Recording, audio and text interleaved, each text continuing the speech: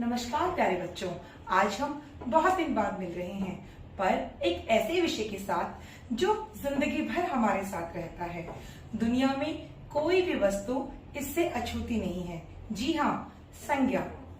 संज्ञा संज्ञा क्या, किसे कहा जाता है संज्ञा? संज्ञा का मतलब है नाम।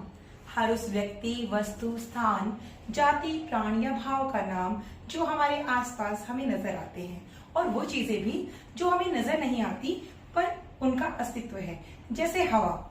हवा तो हमें नजर नहीं आती पर है ना, आप अनुभव कर सकते हैं ना। तो हर वो पदार्थ जिसे अनुभव किया जा सकता है वो संज्ञा कहलाता है। आप सबने संज्ञा की परिभाषा को बहुत बार पढ़ा होगा। जिन शब्दों से किसी व्यक्ति, वस्तु, स्थान, प्राणी, जाति या भाव का बोध हो उसे संज्ञा कहा जाता है। तो आप कहेंगे इसमें नया क्या है? नया है इसे जानने और पहचानने का तरीका ढूंढना। तो जिस परिभाषा को हमने किताबों में पढ़ा, कक्षाओं में सुना, आज उसे जानने पहचानने का समय आ गया है। आप कहेंगे हम कैसे पहचाने कौन सी संज्ञा है? तो आओ जाने पहले संज्ञा के भेद कौन से और कितने होते हैं। संज्ञा के 5 भेद होते हैं, लेकिन मुख्यतः संज्ञा के 3 भेद होते हैं, जैसे व्यक्तिवाचक, जातिवाचक और भाववाचक। इसके अलावा 2 और भेद होते हैं जो जातिवाचक से ही निकले हैं, समूहवाचक और द्रव्यवाचक। आज इन भेदों को जानने, पहचानने, समझने का प्रयास करेंगे। देखो भाई, पहली पहचान तो क्योंकि व्यक्ति कितने होते हैं। अब मैं आपके सामने एक जीती जागती व्यक्ति खड़ी हूँ, तो मैं कितनी हूँ? एक हूँ ना। तो अब इसे पहचानो कि जो एक अकेला हो वो व्यक्तिवाचक, जो अनेक हो सकते हैं जैसे कक्षा। कक्षा तो बहुत सारी हो सकती हैं। जैसे लड़का, लड़का तो कोई भी हो सकता है। तो ये सारे जातिवाचक में आते हैं जो अनेक हो सकते हैं। और भाव, भाव हमारे मन में छिपा होता है। इसीलिए मैंने एक छोटी सी बात कहना चाहूंगी कि पहचान पहले क्या होगी? व्यक्तिवाचक एक का, जातिवाचक अनेक का और भाववाचक मन का। तो आओ पहचाने इनको। व्यक्तिवाचक के बारे में पहले जानते हैं। व्यक्तिवाचक संज्ञा ऐसी उस संज्ञा को कहा जाता है जिन शब्दों से हमें किसी व्यक्ति विशेष, स्थान विशेष या किसी भी चीज के बारे में पता चले जो अकेली ही हो अपने आप में। जैसे किसी व्यक्ति का नाम। अब मेरा नाम आप सब जानते हैं, शीला है। राम, अर्जुन, मानवी, राधा, मोहन, कृष्ण, ये सब किसी न किसी व्यक्ति के नाम हैं, और वो व्यक्ति अपने आप में अकेला ही होता है। एक दूसरा, दिशाओं के नाम। जितनी भी दिशाएं होती हैं, उत्तर, दक्षिण, पूर्व, पश्चिम, ये सभी संज्ञाएं हैं। देशों के नाम, हमारे देश का नाम भारत, और बाकी सारे देशों का कोई ना कोई नाम है ना, वो नाम ही तो उसकी पहचान है। उसके अलावा पहाड़ों के नाम भी व्यक्तिवाचक संज्ञा होते हैं। जैसे हिमालय पहाड़, हिमालय पर्वत अपने आप में एक ही है ना, विशेष है ना। तो आपको कैसे पहचानना है कि जो भी व्यक्ति, वस्तु या स्थान विशेष हो, अपने आप में एक हो, वो क्या कहलाएगा? व्यक्तिवाचक संज्ञा। जैसे समुद्र के नाम, हिंद महासागर, अरब महासागर, प्रशांत महासागर। नदियों के नाम, गंगा, यमुना, सरस्वती। दिनों के नाम, सोमवार, मंगलवार, बुधवार। हर दिन का एक नाम होता है ना, उसकी पहचान उसका नाम ही है। फिर महीनों के नाम, जनवरी, फरवरी, मार्च, अप्रैल। पुस्तकों के नाम, गीता, कुरान, बाइबल। जितनी भी पुस्तकें हैं जो उनका नाम है वो सब क्या है? व्यक्तिवाचक संज्ञा। जैसे आपकी हिंदी की पुस्तक वसंत, ये भी व्यक्तिवाचक संज्ञा है। समाचार पत्र, आप सबके घर में सुबह सुबह अखबार आता है ना, और उसका कोई ना कोई नाम है। हर कोई उसके नाम के अनुसार ही उसे खरीदता है। जैसे किसी को पंजाब केसरी अखबार पसंद है तो किसी को हिंदुस्तान, किसी को नव भारत टाइम्स। तो सब अपनी पसंद के अनुसार समाचार पत्र खरीदते हैं और उसका नाम बताते हैं ना डीलर को कि हमें वही वाला अखबार चाहिए। ठीक ऐसे ही हम बात करते हैं कि एक छोटी सी लय से भी इसे याद किया जा सकता है। एक ट्रिक है इसको याद करने की, जरा ध्यान दीजिए। व्यक्ति, वस्तु, देश, दिशा, ये है व्यक्तिवाचक संज्ञा। व्यक्ति, वस्तु, देश, दिशा, ये है व्यक्तिवाचक संज्ञा। नदी, पहाड़, समुद्र, अथाह, ये है व्यक्तिवाचक संज्ञा। दिन, महीने, त्योहार, पुस्तक हो या पत्र समाचार। दिन, महीने, त्योहार, पुस्तक हो या पत्र समाचार। नगर, सड़क या चौक चौराहे, राष्ट्र, जाति या इतिहास के युद्ध हो चाहे। नगर, सड़क, चौक चौराहे, हर चौक चौराहे का कोई नाम होता है ना। राष्ट्र, जातियां या युद्ध हो चाहे, ये सब क्या कहलाए, ये सब व्यक्तिवाचक संज्ञा कहलाए। तो आप सबने व्यक्तिवाचक संज्ञा को अच्छे से समझा होगा और अब तो इसकी पहचान भी कर ली होगी। अब दूसरा भेद है जातिवाचक संज्ञा। जैसे कि इसके नाम से ही समझ में आता है कि जाति किसी एक विशिष्ट जाति जिसमें बहुत सारे लोग शामिल हो सकते हो, उसे हम कहते हैं जातिवाचक संज्ञा। इसमें संबंधियों का नाम, जैसे चाचा, मामा, भाई, बहन, पिता। पिता सबके होते हैं ना, तो चाचा और मामा भी सबके होते हैं। तो ये पदों के नाम भी इसमें शामिल किए जा सकते हैं, जैसे प्रोफेसर, जैसे आपकी अध्यापिका, आपकी प्रधानाचार्य, पशु पक्षियों, फल व सब्जियों के नाम। अब देखो, टिंडा एक सब्जी का नाम है, लेकिन क्या एक ही टिंडा मिलता है दुनिया में? एक ही लौकी मिलती है? नहीं ना, बहुत सारी होती है। तो जो एक है वो व्यक्तिवाचक और जो अनेक है वो जाति में शामिल हो जाता है। तो घोड़ा, गाय, आलू, टमाटर, ये सब भी क्या है? जातिवाचक संज्ञा। उसके बाद वस्तुओं के नाम।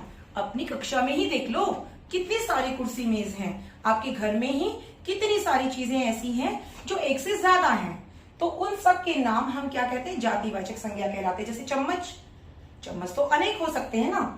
फिर प्राकृतिक तत्वों के नाम, जैसे वर्षा, तूफान, भूकंप। और पूरे वर्ग या जाति के नाम, जैसे नगर, बहुत सारे नगर हो सकते हैं। देश, कोई भी देश हो सकता है।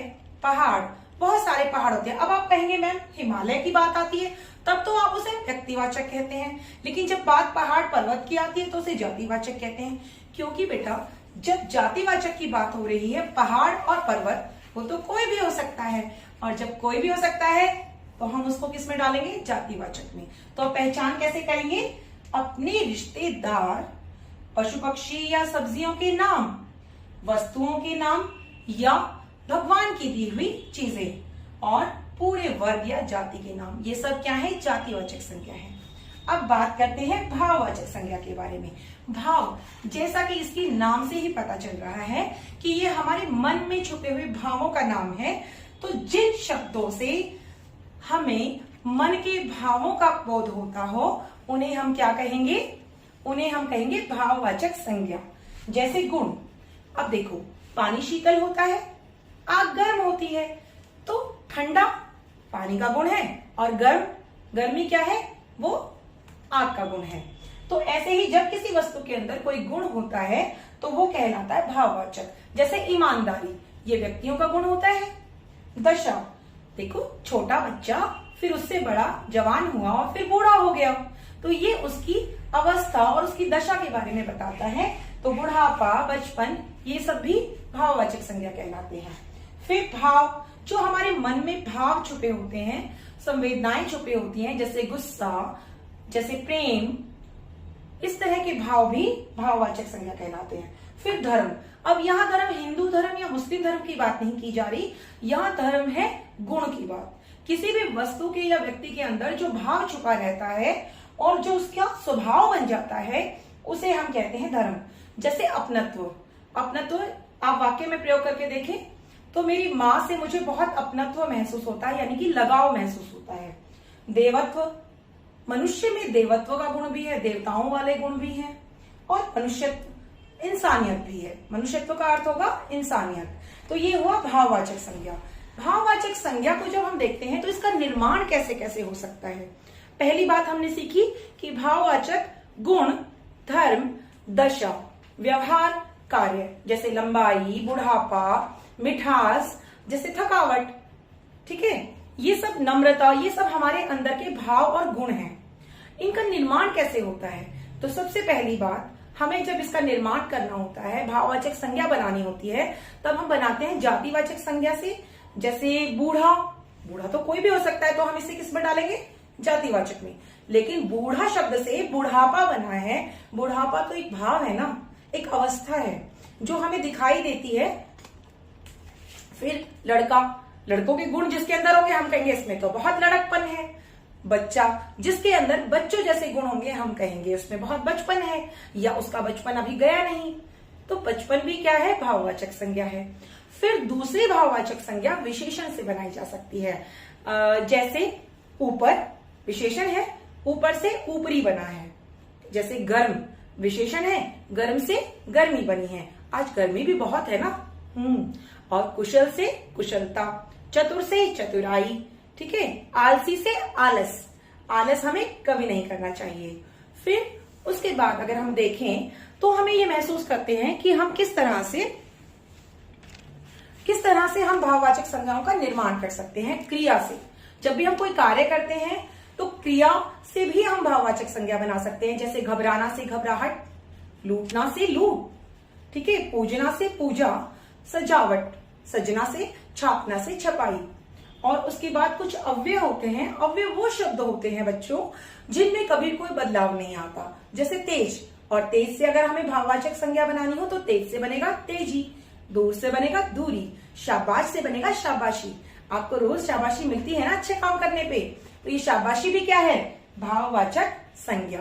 एक बात का ध्यान रखना कि भाववाचक संज्ञा को कभी भी बहुवचन में नहीं बदला जा सकता, ठीक है।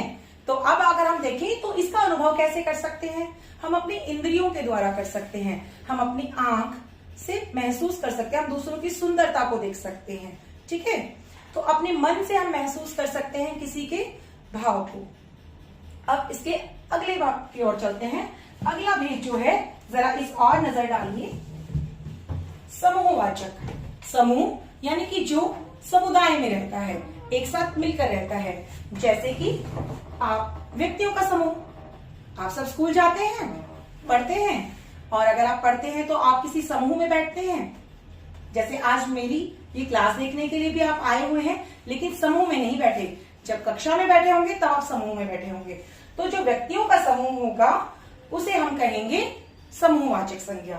जैसे सभा, मंत्रियों की सभा, राजा की सभा, दल, राजनीतिक दल, गिरोह, चोरों का गिरोह, भीड़, लोगों की भीड़, कक्षा, विद्यार्थियों से बनी, पंचायत, पंचों का समूह, सेना, सैनिकों का समूह, पुलिस, पुलिस में लोग भर्ती होते हैं और हमारी रक्षा करते हैं, तो वहां भी बहुत सारे लोग मिलकर एक समूह बनाते हैं और उसको पुलिस कहते हैं।